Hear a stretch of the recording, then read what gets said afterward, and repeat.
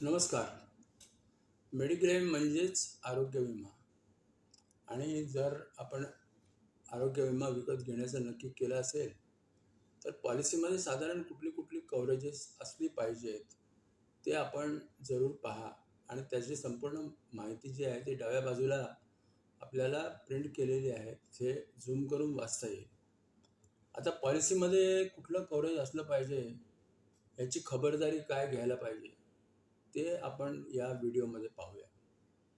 माझे हे जे व्हिडिओ आहे ते जर आपल्याला आवडत असतील त्यांना लाईक शेअर जरूर करा. माझ्या चॅनलला पण सबस्क्राईब करा, जेणेकरून माझे पुढले व्हिडिओ जेव्हा जेव्हा येतील तेव्हा तेव्हा ते आपल्याला प्रथम पाहायला मिळतील. आणि बेल आयकॉनसुद्धा सोबत प्रेस करा. तर बघा की आपण जेव्हा कुठलाही विमा आरोग्य विमा घ्यायला सुरुवात करतो, तेव्हा पहिल्यांदा आपण हे लक्षात ठेवा की सध्याचं जे मेडिकल इन्फ्लेशन आहे ते खूप जास्त आहे. आणि त्यामुळे साधारण 10 ते 50 लाख यामध्ये आपला विमा असला पाहिजे. आणि त्या विम्यामध्ये आपल्या संपूर्ण कुटुंबाचा आणि आपल्या बजेटचा आपण विचार केला पाहिजे. पण किमान 10 ते 50 लाख ही विमा रक्कम साधारण आपली असली पाहिजे. त्याच्यानंतर आहे आपण आपल्या विम्यामध्ये किमान स्टँडर्ड AC रूम किंवा शेअरिंग रूम किंवा सिंगल रूम विथ AC अशा पद्धतीची फॅसिलिटी आपल्या आरोग्य विमा पॉलिसीमध्ये आपल्यासाठी असली पाहिजे. तिसरं म्हणजे आपल्याकडे कुठल्याही प्रकारचं पॉलिसीमध्ये कोपे किंवा कॅपिंग नसावं.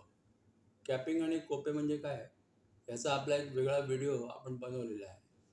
तो जर व्हिडिओ आपण बघितला तर कॅपिंग आणि कोपेचा संपूर्ण अर्थ आपल्याला नक्की लागेल. तरीसुद्धा मी एक थोडक्यात सांगतो की कॅपिंग म्हणजे काही आजारांसाठी काही लाखांची किंवा हजारांची कॅपिंग काही पॉलिसीमध्ये असते. आणि कोपे म्हणजे तुम्ही जी प्रथम अमाऊंट भरायची आहे, तुमचा कुठलाही क्लेम आला तर काहीतरी 10-20% असा कोपे जनरली बऱ्याच विमा पॉलिसीजमध्ये असतो. तो जर तुमच्याकडे लक्षात ठेवला पाहिजे. आणि कोपे आपल्याकडे नसेल अशीच पॉलिसीची आपण निवड केली पाहिजे. त्याच्यानंतर आपल्याकडे बरेचदा आपले पूर्वदत्त आजार असतात. म्हणजे आपल्याला हायपरटेन्शन, डायबिटीस, BP किंवा काही आणखीन थायरॉईड वगैरे सारखे आजार असतात. तेव्हा या सगळ्या आजारांचं जे कव्हर आहे ते साधारण 90 दिवसापासून आपल्याला मिळायला पाहिजे किंवा जास्तीत जास्त 1 वर्षाचं त्याच्यावरती कॅपिंग असावं, अशा पद्धतीची पॉलिसी आपण निवडली पाहिजे. त्याच्यानंतर आपली जी पॉलिसी आहे ही 100% कॅशलेस विमा देणारी पॉलिसी असली पाहिजे. अगदीच अपरिहार्य कारणाने आपण जर नॉन नेटवर्क हॉस्पिटलमध्ये गेलो तर रिएम्बर्समेंट ही आपल्याला मिळू शकते, पण शक्यतो आपल्याला कॅशलेस विमा देणारीच पॉलिसी आपण निवडली पाहिजे. त्याच्यानंतर कुटुंबातील सगळ्या सदस्यांना त्याच्यात सामावून घेता आलं पाहिजे पॉलिसीमध्ये. जसं की तुम्ही, तुमची पत्नी, तुमची 2 मुलं किंवा 3 मुलं, तुमचे आई-वडील आणि तुमच्या पत्नीचे आई-वडील जर त्यांना त्याच्यामध्ये यायची इच्छा असेल आणि तुमचीही इच्छा असेल त्यांना त्या पॉलिसीमध्ये घ्यायची, तर अशा सर्व लोकांना सामावून घेणारी पॉलिसी असावी. त्याच्यानंतर आधुनिक काळामध्ये आता रोबोटिक सर्जरीज सुरू झालेल्या आहेत. तेव्हा रोबोटिक सर्जरीजसुद्धा तुमच्या पॉलिसीमध्ये कव्हर असल्या पाहिजेत, हे तुम्ही जरूर तपासून पहा. त्याच्यानंतर काही OPD सुविधासुद्धा तुमच्या पॉलिसीमध्ये असल्या पाहिजेत.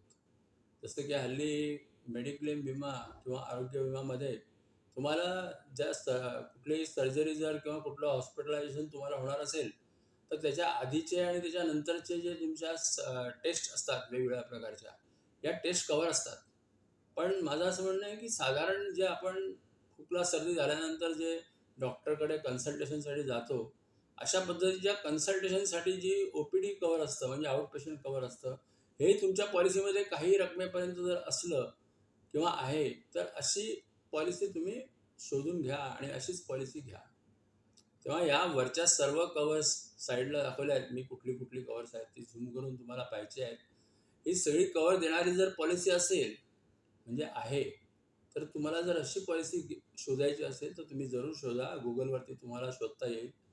आणि जर तुम्हाला ती सापडली नाही किंवा त्या पद्धतीची पॉलिसी तुम्हाला हवी आहे, तर तुम्ही ती आमच्याकडून पण बुक करू शकता. आणि त्यासाठी तुम्ही आम्हाला संपर्क करू शकता. माझं खाली नाव दिगंबर जोग आणि माझा मोबाईल नंबर दिलेला आहे. तेव्हा तुम्ही जरूर त्यावरती संपर्क करा. धन्यवाद.